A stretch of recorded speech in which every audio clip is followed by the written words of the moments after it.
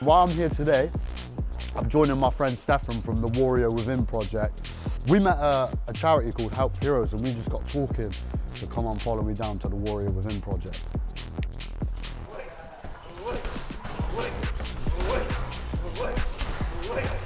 Yeah, cool. My name's Stefan Daniel. I'm the founder of the Warrior Within project here in Plymouth, and we help veterans recover from PTSD using martial arts, yoga, breath work, cold water therapy, and all the good stuff basically. That's what we do. So today we've got our normal Sunday session on. All these sessions are free for veterans, and non-veterans are here with us as well. We're mingling together with the community, and we're all going to get sweaty and let a bit of steam off and have a stretch, and then go home and feel amazing.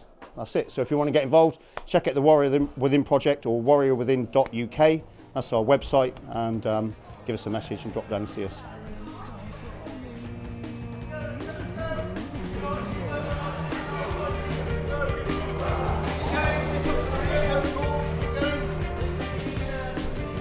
Did you come out? You know, after the military, did you go to being homeless as well?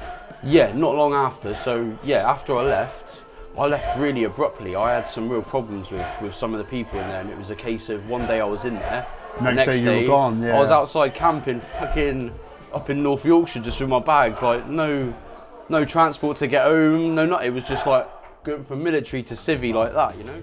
People that join the military are normally like 16, 17, 18, 19, 20, that come from bad backgrounds, that have like had violent childhoods or poor. Yeah. So when we leave, we come out to nothing. Absolutely nothing. You build a community and a family in the military, don't you? You know, it's all there. You live in it. You're surrounded by it. And then, like you said, when you come out, it's like being dropped in a different country. How did that affect you? Oh, mate, it was the isolation, mate. Going from living with your mates and working with your brothers and that, to just being homeless, mate, and just having to get your head down and graft. And for me, anyway, it was just everyone had moved on. You know, all my civvy mates had moved on. They had their lives, and I just had to just work and just fucking get wasted on the weekends to just forget everything else that I was struggling with. You know, that's all it was about. Well, I'm very like, I think through my trauma and on my ADHD was why I smoke a lot of cannabis. Is my mind's a million miles an hour, and it doesn't turn off me. This is why I wanted to come film this, because I believe like community-driven things or like martial arts, the art of war, that keeps your mind active. Helps actually keep that all at bay. Yeah, because a lot of people nowadays, they're just focused on everything's done on computers. Everyone's on their tablets. Everyone's busy with AI, and people aren't connecting the same way like we grew up. Human interaction. There was none. Yeah, it's completely different now. It's not the same. It was overwhelming. Like just the amount of responsibilities, the lack of support. It was just too much, and I'd escape with drugs and alcohol.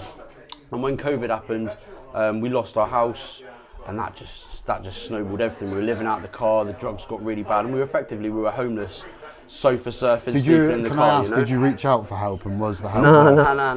No. It's ingrained in us not to ask for help a lot of the time, isn't it? Yeah. There's a lot of shame and guilt with asking for help. Yeah, as a man. It was for me. It was pure. It was other people helping me rather than me asking. You know, they could see that I was struggling, and they'd just offer a bit of support. You know, a friend of mine put me in touch with a housing department called Alabray. They're really good. They're like a Christian housing support network that they have a few houses in the southwest.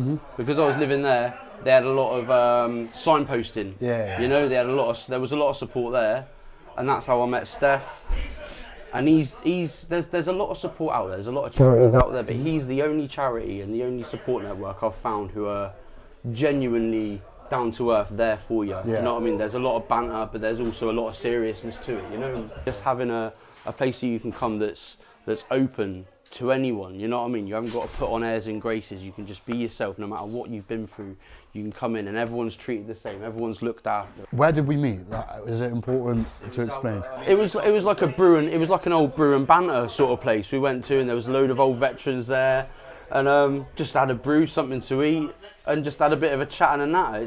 It's something as simple as that. Do you know what I mean? A lot of the times I'd overlook that and be like, nah, I don't need it, or I don't fancy it. But when you do actually join in with the community in them sort of ways, you always come out feeling better for it. Do you know what I mean? You've made connections, you've got a bit off your chest, you just feel like you've cleared your soul a little bit. Do you know what I mean? No, you do. You know what I mean? The problem is naturally in our DNA, everyone wants to be a part of a tribe, right? So that's what a community is. And like from the instant I met him, I could feel the warmth, and I think that's my message with what I want to do on social media. Like, yeah, I smoke medical cannabis, but really my message is like community-driven charity. Like, I truly believe in the message that I think people together like Stefan, I think there's amazing people out there that are powerful enough to bring people together, and that's what it seems like happened here. Like having Stefan there as the core support has brought like a whole family around him. Does that make sense? Yeah, and totally. truthfully, that's what my message is on social media. That's spot on. Yeah, that is absolutely spot on. He's a natural leader, isn't he? That's it. And to have someone like that who's taken the path, and he's wanting people to come with him and join in on that journey. 100%. And it's so open as well. We've got different people from all different backgrounds who enjoy doing different things. And like you said about the medical cannabis, mate, you do you. Whatever works for you, you do I you. love it. That's I the love thing. it. There's no egos. There's no fucking, oh, you shouldn't do this, you shouldn't do that. If it works for you, mate, it works for you. I'm open to trying all sorts. I'm 40 years old, mate. I've tried most things. Do you know what I mean? I'm not going to put anyone down for trying anything, you know? That's it. And yeah, it is what it is, mate. Alright, everyone shout Muay Thai in 3, 2,